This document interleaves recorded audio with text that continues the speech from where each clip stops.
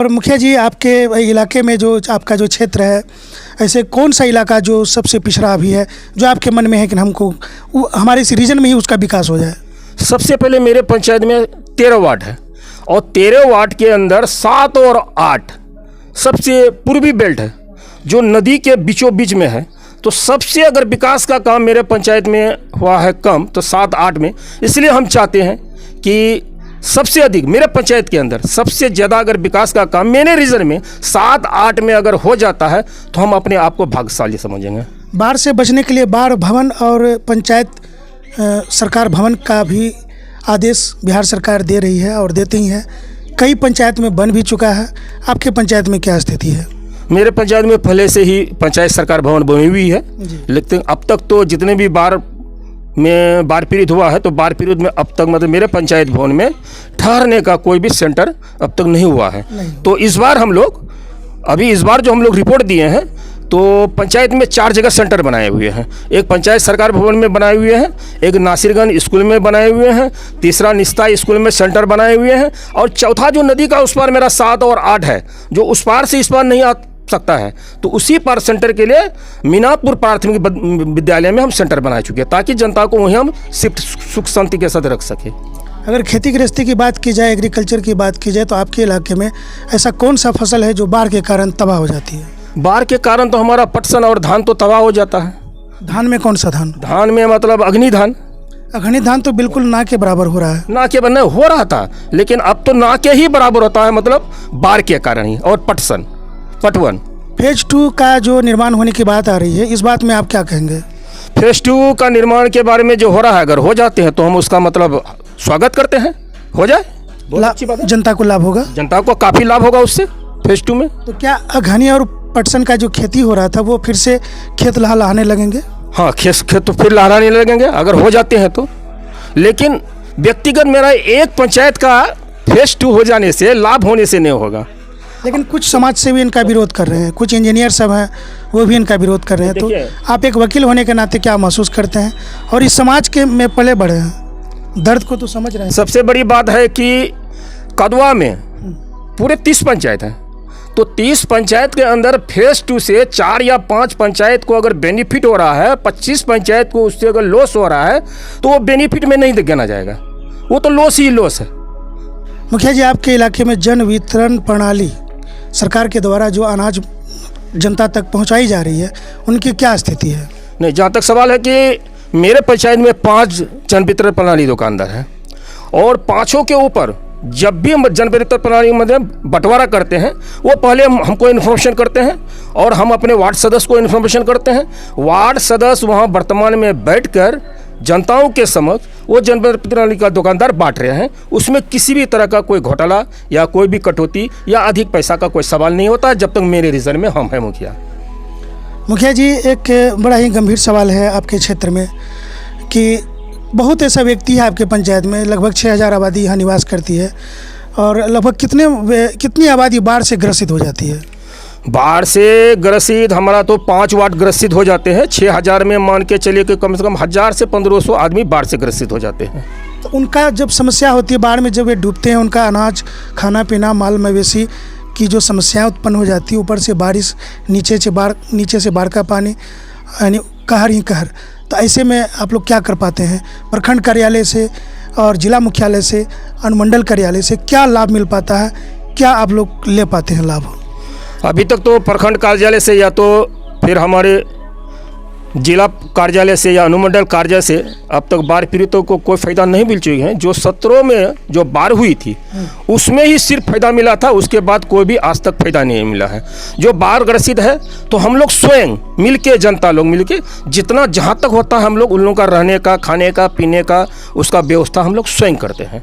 लेकिन अगर बाढ़ नहीं आई तो बरसात तो आती है ना, तूफान तो आते हैं, घर उड़ा लेके चले जाते हैं, माल मवेशी, बिजली ठनकती है, उसमें कहीं ना कहीं कोई घटना घट जाती है, आग लग जाती है, घर जल जाते हैं, मवेशी को नुकसान हो जाता है। तो ऐसे स्थिति में प्रखंड कार्यालय आप लोग को कहाँ तक कोऑपरेट कर पाती है? नहीं, देखिए, जहाँ तक सवाल बाढ़ पीड़ितों का जहाँ तक सवाल है, जो अगर कोई मर गए तो उसके लिए सरकार की तरफ से जो है उसका योजना है, उसका पैसा मिलता है। अगर बाढ़ में कोई सांप काट के मर गया तो उसके लिए जो योजना है वो मिलते हैं। और जो मतलब क्या मवेशी उसी अगर मर जाता है या आग लगी हो जाता है तो आग लगी के लिए उसको मतलब मुआवजा दिया जाता है। बहुत अच्छा सवाल करते वक्त एक बड़ा ही अच्छा मामला सामने आया कि जैसे किसी को सांप काट लिया और पूरे गांव में लोग की नींद हराम हो जाती है, लोग यही उम्मीद करते हैं कि अब नहीं बच सकता है, ऐसे में उसको अस्पताल से क्या लाभ मिल पाता है? अस्पताल से तो अब तो कोई लाभ नहीं मिला है, उतना दूर तक ले जाना है कि हमारे यहाँ सबसे बड़ी समस्या है हमारा अस्पताल का। यहाँ का हमको कोई बेनिफिट नहीं मिल रहा है, काहे कि हमसे 30 से 35 किलोमीटर कदवा दुर्गागंज हॉस्पिटल है और 22 से 25 किलोमीटर हमको बारसुई अनुमंडल रेफरल हॉस्पिटल है। रात में अगर कोई एटरेंडम घटना हो जाता तो इतना दूर जाना संभव नहीं है, काहे कि आने जाने का कोई साधन नहीं है, इंटीरियर एरिया है, रोड टूटी हुई है। वैसी स्थिति में हम लोग लोकल डॉक्टर से या तो फिर मतलब क्या कि जो सपेरा उपरा है उससे ही इलाज कर लेते हैं और आज तक झाड़ फूक तंत्र मंत्र से ही उन लोगों को हम लोग इलाज करते हैं। बचने वाला होता तो बच जाता है और जो बचने वाला नहीं है तो उसको डेथ हो जाता है। लेकिन आज तक सरकार की तरफ से हम लोग को कोई बेनिफिट नहीं मिला है। जहाँ तक सवाल है कि मेरे पंचायत में 2 उप स्वास्थ्य केंद्र है, ये सारा पेपर पेन में ही है, इसका कोई भवन नहीं है। भवन नहीं रहने के कारण छोटा मोटा इलाज के लिए, गर्भवती को टीकाकरण के लिए यहाँ से 15 किलोमीटर दूर बलियाबेलोन जाना पड़ता है, जो वहाँ उप स्वास्थ्य केंद्र है। लेकिन वहाँ भी आप देखिएगा जाके कि ना तो कोई डॉक्टर है, ना तो कोई एएनएम है, ना कोई बेड का सुविधा है, ना तो कोई दवाई है, जिसके कारण काफ़ी जनताओं को, खासकर मेरे निस्ता पंचायत को, काफ़ी दवाई के बारे, स्वास्थ्य के बारे किसी तरह का प्रॉब्लम हो जाता है, उसको कठिनाई का सामना करना पड़ता है। सरकार के द्वारा गांव-गांव तक गर्भवती महिला को इलाज कराने के लिए आशा, एएनएम, एम्बुलेंस, तमाम तरह की सुविधाएं दी जा रही है। आपके पंचायत में क्या उम्मीद करते हैं? हमारे पंचायत में जितने भी आशा कार्यकर्ता है, मैं उसका सराहनीय आदर और सम्मान करता हूं कि जितना कम आशा करती है वो काम अगर जो डॉक्टर है, एक जो चेयर में बैठ के 30,000 से लेकर 50,000 रुपया कमाते हैं, जो एएनएम है जो जिसका 20,000 से रुपया 70,000 80,000 तक उन लोगों का पेमेंट सैलरी दे रही है सरकार, और आशा जितने भी है उसको मानदेय के ऊपर रखी है, ना तो उन लोगों का पेमेंट है, ना तो कोई सैलरी है, पेंशन भी नहीं, पेंशन भी कुछ नहीं है। लेकिन जितना रात भर घर से रात भर दिन भर जो डिलीवरी गर्भवती महिलाओं को लेके कदवा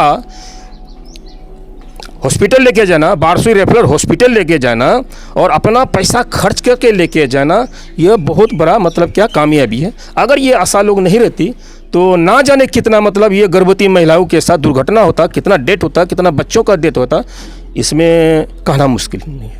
मृत्यु दर की संख्या बढ़ती चली जाती है जी। मृत्यु दर का संख्या बढ़ने का कारण ये है कि उसका कोई व्यवस्था नहीं है सरकार की तरफ से। गांव में ना तो कोई एएनएम है, ना तो कोई उप स्वास्थ्य केंद्र है, ना ही कोई डॉक्टर आके चेक करते हैं। आशा दीदी लोग अपना खर्च करके जितना मेहनत करती है, मृत्यु दर में अगर कोई कमी हुई है, गर्भवती महिला में अगर मृत्यु में अगर कोई कमी है तो वो सारा श्रेय अगर जाता है तो आशा दीदी आशा को जाता है। तो समाज में अब बिजली पहुंच चुकी है, जगह जगह चौक चौराहा पर लाइट की व्यवस्था हो गई है। अब तो कहा जा रहा है कि पंचायत को सीसी कैमरे से भी लैस कर दिया जाएगा ताकि बिल्कुल अपराध मुक्त पंचायत बनेगा। तो कहाँ तक उम्मीद करते हैं, कहाँ तक बिजली आपके गांव तक पहुंची? जहाँ तक सवाल बिजली की है तो मैं माननीय मुख्यमंत्री नीतीश कुमार का हार्दिक अभिनंदन करता हूँ, जो बिहार काफ़ी पिछड़ा हुआ था बिजली के मामले और रोड के मामले में, लेकिन मुख्यमंत्री बनने के बाद, कार्यभार संभालने के बाद आज जितने भी अगर काम हुए हैं बिजली के बारे, रोड के बारे, तो उसका अगर बड़ाई किया जाए तो उसके शब्द में बहुत कम होगा। उसका सराहनीय काम किया, इसका मैं आभार व्यक्त करता हूं बिजली के मामले में। मुखिया जी, लगभग 7 किलोमीटर हम चल कर आए हैं आपके यहाँ, जहाँ से रास्ता पूरा गड़बड़ है। वहाँ बलियाबेलोन चौक और निस्ता कॉलेज जहाँ तक है, बीएड कॉलेज जहाँ तक है, वहाँ तक तो आने जाने में परेशानी नहीं है, लेकिन उनके बाद आपके दरवाजे तक पहुँचने में बहुत ज़्यादा परेशानी हुआ। ये परेशानी कैसे दूर हो सकता है? जितेंद्र भाई, मैं तो पहले ही कह चुका हूं कि मेरे निस्ता पंचायत में वार्ड नंबर 3 से लेकर वार्ड नंबर 13 तक ये मुख्यमंत्री सड़क आज 20 साल से जंजर है, और इसका हम लोग कंप्लेन माननीय विधायक जी और माननीय सांसद जी से कर चुके हैं, लेकिन इस पर कोई ध्यान नहीं दिए हुए हैं। और ये कदवा 2 का मेन मुख्य सड़क है, जो रेस्ट ऑफिस और बारसुई जंक्शन और बंगाल जाने के लिए मेन रूट है। तो मैं यही चाहता हूँ आपके माध्यम से कि जिला पदाधिकारी के पास संज्ञान ले और स्वयं आके इसका जांच करके इसका मरम्मती का कार्य करे, ताकि कदवा 2 के साथ साथ निस्ता पंचायतों का विकास हो। 13 वार्ड में मुखिया जी सड़क की क्या स्थिति है, और मनरेगा के द्वारा जो कुछ लाभ मजदूरों को होना है वो कहाँ तक हो रहा है? नहीं, जहाँ तक सवाल मनरेगा का है तो मनरेगा में अब तक हमने 5 पोखर खोदे हुए हैं, 8 से 9 अभी सड़क बनाए हुए हैं, मखाना का भी 4-5 मतलब खोदे हुए हैं। मनरेगा को सुचारू रूप से मजदूरों को काम मिल रहा है, लेकिन जिस रेशियो में मिलना चाहिए वो सरकार इसमें फ्लॉप है। उसमें कंडीशन लगा हुआ है कि जिस पंचायत में 20 योजना चल रहा है तो जब तक उसमें डिस्पोजल 2-4 नहीं होता है तो उस पंचायत में मनरेगा का काम नहीं होगा। मान लिया जाए कि मेरे पंचायत में 20 योजना चल रहा है तो अभी वो पेंडिंग है तो अब तो दोबारा योजना फिर नहीं होगा। जब योजना नहीं होगा तो मजदूर फिर रहेगा कैसे, पलायन कर रहा है। अगर योजना खुला हुआ रहता, अधिक अनलिमिटेड उसको मनरेगा का योजना अगर देता तब ना मजदूर यहाँ रहता। तो ये मनरेगा का जहाँ तक सवाल है, योजना ये फ्लॉप सरकार है, मजदूरों का पलायन हो रहा है, मजदूरों का इससे कोई बेनिफिट नहीं मिल रहा। क्या ये कि मजदूरों की इच्छा के अनुसार ये योजना नहीं मिल रहा है।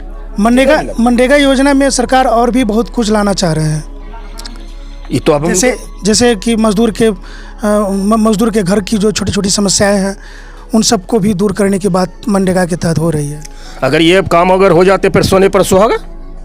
हम मनरेगा विभाग का शुक्र अदा करता हूँ, आभारी हूँ कि कर दे मजदूरों का छोटे छोटे समस्या का समाधान। बहुत खुशी की बात है।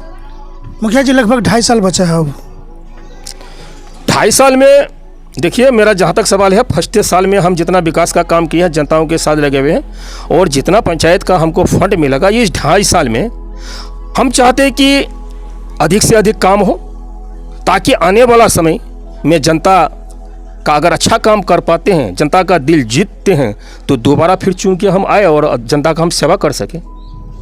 ये तो सारा निर्भर जनताओं के ऊपर है। हम अच्छा काम करेंगे तो हमको इसका फल मिलेगा, अगर अच्छा सेवा नहीं कर सकते हैं तो इसका फल नहीं मिलेगा। क्योंकि कोई भी प्रतिनिधि, वो पंचायत स्तर के हो तो पार्लियामेंट के हो, कोई भी प्रतिनिधि कोई मालिक नहीं है, जनता का सेवक है।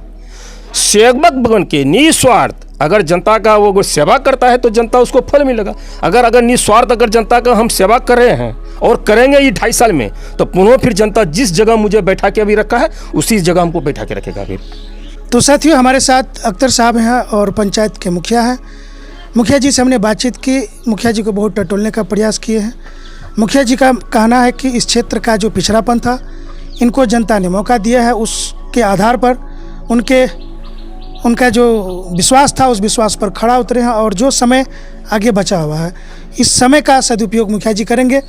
और जनता जब देखेगी कि नहीं मुखिया जी के द्वारा अच्छा काम हुआ है तो जनता पुनः जो है कि मुखिया जी को पुनः मुखिया जी के पद पर बैठाने का प्रयास करेंगे। तो बने रहिए हमारे साथ, देखते रहिए हमारी खास रिपोर्ट। मैं हूँ जितेंद्र कुमार, कटिहार करिए। मिलेंगे फिर किसी दमदार शख्सियत के साथ और होगी बातचीत का सिलसिला आरंभ और पंचायत से जुड़ी हुई हर सवालों का जवाब हम लेंगे। तब तक के लिए जितेंद्र को दीजिए इजाज़त। धन्यवाद।